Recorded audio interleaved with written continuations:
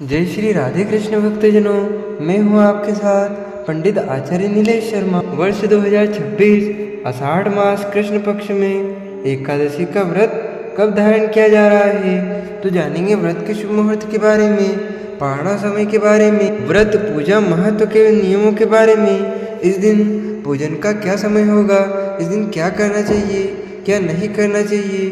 तो आइए जानते हैं सबों के बारे में। आषाढ़ मास कृष्ण पक्ष में पड़ने वाली एकादशी को इसे योगिनी एकादशी के नाम से जाना जाता है। जो भी भक्त सच्ची श्रद्धा के साथ नियम और निष्ठा के साथ योगिनी एकादशी का व्रत धारण करते हैं, इस दिन भगवान विष्णु, माता लक्ष्मी और भगवान श्री कृष्ण के चतुर्भुज स्वरूप की पूजा करते हैं। तो यह व्रत सभी प्रकार के पाप और ताप को नष्ट करने वाला है। इस व्रत को धारण करने वाले के सभी पाप नष्ट हो जाते हैं। ऋषि श्राप, देवी आपदा आदि जैसे आपराधिक कष्ट नष्ट हो जाते हैं एवं व्रत के पुण्य प्रभाव से सब रोग एवं कष्टों से मुक्ति होती है तथा इसके प्रभाव से सुंदर स्वरूप की प्राप्ति होती है तथा इसके प्रभाव से 88,000 ब्राह्मणों को भोजन कराने के समान पुण्य फलों की प्राप्ति होती है। आप सभी भक्तों को योगिनी एकादशी व्रत की बहुत बहुत शुभकामनाएं एवं बधाइयाँ। आप सभी के जीवन में प्रभु श्री लक्ष्मी नारायण की कृपा से आप सभी को सभी प्रकार के सुख और समृद्धि की प्राप्ति हो। आषाढ़ मास कृष्ण पक्ष की एकादशी तिथि प्रारंभ समय जो कि 10 जुलाई 2026 दिन शुक्रवार सुबह 8:18 पर और एकादशी तिथि की जो समाप्ति है वह 11 जुलाई 2026 दिन शनिवार सुबह 5:24 पे एकादशी तिथि की समाप्ति है। ऐसे में इस बार जो कि पंचांग के अनुसार अस्मार्थ के लिए 10 जुलाई 2026 दिन शुक्रवार को व्रत बतलाया गया है और 11 जुलाई को जो कि वैष्णव के लिए योगिनी एकादशी का व्रत बतलाया गया है।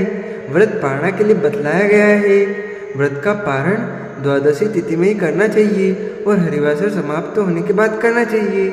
हरिवासर का समय द्वादशी तिथि का पहला चौथा हिस्सा हरिवासर का होता है। तो द्वादशी तिथि प्रारंभ समय 11 जुलाई 2026 दिन शनिवार सुबह 5:25 पर और द्वादशी तिथि की जो समाप्ति है वह 12 जुलाई 2026 दिन रविवार सुबह 4:05 पे द्वादशी तिथि की समाप्ति है। हरिवासर की समाप्ति जो कि 11 जुलाई को सुबह 11:05 पे हरिवासर की समाप्ति है। ऐसे में जो भी भक्तजन 10 जुलाई को व्रत धारण कर रहे हैं वो व्रत का पारण 11 जुलाई को दोपहर 2:01 से शाम 4:39 तक व्रत का पारणा करेंगे और जो भी 11 जुलाई को व्रत धारण करने वाले हैं वो 12 जुलाई को व्रत का पारण जो कि सुबह से सूर्योदय के बाद आपके यहाँ जब भी सूर्योदय हो, वैसे वाराणसी पंचांग के अनुसार सूर्योदय का समय सुबह 5:14 है तो सुबह 5:15 से सुबह 8:30 तक 12 जुलाई को व्रत धारण करेंगे, यानी कि व्रत का पारणा करेंगे। जो 11 जुलाई को व्रत धारण कर रहे हैं योगिनी एकादशी व्रत का पारण जो कि यह यानी कि यम चूर्ण पारण जो कि चूर्ण से व्रत का पारण है, यह संभव न हो पाए तो आप जल फल या तुलसी दल से व्रत का पारणा करें। अब बात है वर्ष 2026 की योगिनी एकादशी को लेकर, जो कि सबसे बड़ा यह सवाल है कि आखिर एक ही एकादशी के लिए दो अलग अलग व्रत और दो अलग अलग पारणा क्यों बतलाए जा रहे हैं। सबसे पहले यह जान लीजिए कि हिंदू धर्म में सभी लोग एक ही पंचांग का पालन करते हैं। मुख्य रूप से दो परंपराएं हैं, अस्मार्त परंपरा और वैष्णव परंपरा।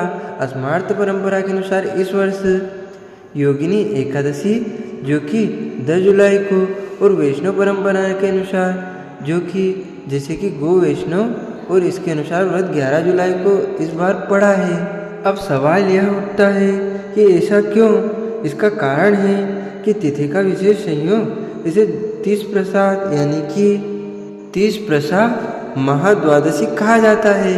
सामान्य वर्षों में एकादशी का नियम सीधा होता है, एकादशी के व्रत रखिए और अगले दिन जो कि हरिवासर समाप्त हो जाए तो फिर व्रत का पारणा करना चाहिए। लेकिन वर्ष 2026 में तिथियों का संयोग सामान्य नहीं है। एकादशी और द्वादशी और त्रयोदशी का ऐसा विशेष मेल बन रहा है कि वैष्णव आचार्यों के शास्त्रीय नियम लागू होते हैं। इसीलिए वैष्णव पंचांग इस दिन को 30 महाद्वादशी मानता है। यही कारण है कि अस्मार्त और वैष्णव पंचांग का निर्णय अलग अलग दिखाई देता है। अब एक और प्रश्न आता है कि यदि 11 जुलाई को व्रत रखा गया तो पारणा 12 जुलाई को ही क्यों? इसका उत्तर है कि वैष्णव परंपरा केवल तिथि के शुरू हो और खत्म होने का समय नहीं देखती, वह महाद्वादशी के विशेष शास्त्रीय नियमों के अनुसार व्रत और पारणा का निर्णय करती है। क्योंकि 10वीं युक्त एकादशी का व्रत वैष्णव के अनुसार धारण नहीं किया जाता है, इसलिए वैष्णव मत के अनुसार 11 जुलाई को व्रत है और 12 जुलाई को व्रत का पारण है। इसीलिए यदि आप अस्मार्त परंपरा का पालन करते हैं तो 10 जुलाई को व्रत रखें और 11 जुलाई को व्रत का पारण जो कि हरिवासर समाप्त होने के बाद करें। यदि आप वैष्णव यानी कि वैष्णव गौड़ीय या स्कंद परंपरा का पालन करते हैं तो 11 जुलाई को व्रत धारण करेंगे, 12 जुलाई को व्रत का पारण करेंगे। दोनों निर्णय अपने अपने परंपरा और शास्त्रीय नियमों के अनुसार मान्य हैं। 10 जुलाई को ब्रह्म मुहूर्त का समय सुबह 3:38 से सुबह 4:26 तक होगा। सूर्योदय का समय सुबह 5:14 पर, सूर्यास्त शाम 6:52 पर होगा। राहु काल समय सुबह 10:21 से दोपहर 12:03 तक होगा।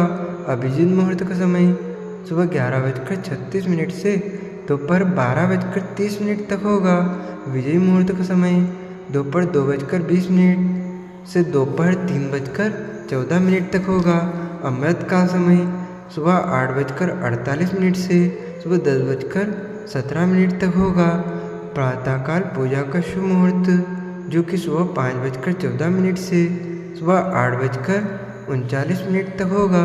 शाम को पूजा का शुभ मुहूर्त शाम 5:10 से शाम 6:52 तक होगा।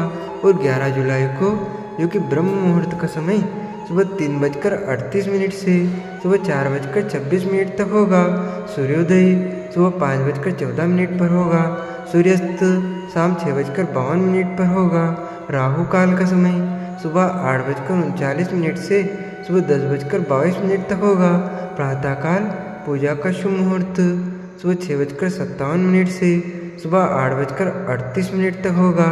शाम को पूजा का शुभ मुहूर्त शाम 6:51 से रात्रि 8:09 तक होगा। 11 जुलाई को अभिजीत मुहूर्त का समय सुबह 11:58 से दोपहर 12:54 तक होगा। विजय मुहूर्त का समय दोपहर 2:45 से दोपहर 3:40 तक होगा। अमृत काल का समय सुबह 8:53 से सुबह 10:20 तक होगा। जो भी एकादशी का व्रत धारण करते होने चाहिए कि 10वीं तिथि के दिन सूर्यास्त होने से पहले ही शुद्ध और सात्विक आहार ग्रहण करें। रात्रि ब्रह्मचर्य का पालन करते हुए भगवान विष्णु और एकादशी व्रत का स्मरण करते हुए सोना चाहिए। एकादशी की सुबह प्रातःकाल उठ करके नित्य क्रियाओं से निवृत्त होकर के स्नान आदि करके शुद्ध वस्त्र धारण करके व्रत का संकल्प ले। दिन भर उपवास रख के व्रत को धारण करें। जो उपवास नहीं रह पाते हो, जिनका स्वास्थ्य सही ना हो, तो आप एक समय फलाहार ग्रहण करके व्रत को धारण करें। और इस दिन भगवान का सुबह के वक्त और शाम के वक्त पूरे विधि विधान के साथ गंध पुष्प धूप दीप आदि से भगवान की पूजा करें। इस दिन भगवान विष्णु, माता लक्ष्मी और भगवान श्री कृष्ण के जो कि चतुर्भुज स्वरूप की पूजा करें। विशेष प्रकार से जो कि इनका जल से अभिषेक करें, पंचामृत से अभिषेक करें, शुद्ध गंगा जल से अभिषेक करें। भगवान को पीला वस्त्र चढ़ाएं, यज्ञ पवित्र अर्पित करें, पीला पुष्प पीला चंदन अर्पित करें, धूप और दीप दिखाएं। अनेक प्रकार का नैवेद्य अभी के मौसम में जो भी ऋतुफल प्राप्त हो, दूध से बने हुए वस्तु हो, खास करके इस दिन भगवान को गोघृत यानी कि गाय का घी तथा मिश्री का भोग अवश्य लगाना चाहिए। और मिश्री को जो कि प्रसाद के रूप में अवश्य इस दिन ग्रहण भी करनी चाहिए। जब भी भोग लगाते हैं तो तुलसी दल डाल के, तुलसी पत्र डाल के भगवान को भोग लगाएं और भगवान को तुलसी पत्र अर्पित करें, काले तिल अर्पित करें, भगवान को जो अर्पित करें। इस प्रकार से भगवान का नैवेद्य आदि का भोग लगा के जल से आचमन करवाएं। मुख शुद्धि के लिए पान पत्र सुपारी लौंग इलायची के साथ में अर्पित करें। द्रव्य दक्षिणा चढ़ाएं। इसके बाद फिर कथा आदि का श्रवण करें। पुरुषोक्त विष्णु सहस्त्रनाम, विष्णु चालीसा, विष्णु स्तोत्र आदि का पाठ्य श्रवण करे। इस प्रकार से एकादशी के दिन पूजन करे और रात्रि में जहाँ तक बन सके जागरण का कार्य करना चाहिए, भगवान का भजन कीर्तन करना चाहिए और फिर अगले दिन सुबह उठ करके स्नान करके शुद्ध वस्त्र धारण करके भगवान का पूजन कर ले, भगवान को भोग लगाएं, भगवान की आरती कर ले। इसके बाद ब्राह्मणों को भोजन करवाएं, ब्राह्मणों को दान और दक्षिणा दें। फिर समय के अनुसार ही व्रत का पारणा करना चाहिए। व्रती को व्रत के दौरान जो कि शुद्ध और सात्विकता का पालन करना चाहिए। व्रत के दौरान किसी के ऊपर क्रोध नहीं करना चाहिए। अपने मन में किसी के प्रति ईर्ष्या या द्वेष का भाव नहीं लाना चाहिए। ब्रह्मचर्य का पालन करना चाहिए। भगवान विष्णु के चरणों में, भगवान श्री कृष्ण के चरणों में अपना मन लगाना चाहिए। इस दिन ओम नमो भगवते वासुदेवाय या श्री कृष्ण गोविंद हरे मुरारी आदि नाम मंत्रों का जप करना चाहिए। दान पुण्य का कार्य करना चाहिए। इससे अनंत फलों की प्राप्ति होती है। व्यक्ति के सभी प्रकार के पाप और ताप नष्ट होते हैं तथा जो भी इस व्रत को धारण करते हैं, कहा गया है कि उन्हें 88,000 ब्राह्मणों को भोजन कराने के समान पुण्य फलों की प्राप्ति होती है।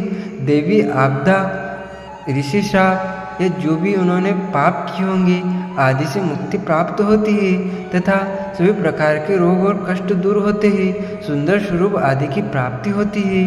तो भक्तजनों, हमारे इस ज्ञानवर्धक वीडियो को आप अधिक से अधिक लोगों को शेयर कीजिएगा, लाइक कीजिएगा तथा कमेंट में प्रभु का नाम अवश्य लीजिएगा तथा दैनिक राशिफल जानने के लिए, दैनिक व्रत कथा सुनने के लिए हमारे चैनल को सब्सक्राइब करके बेल आइकन को अवश्य कर दीजिएगा।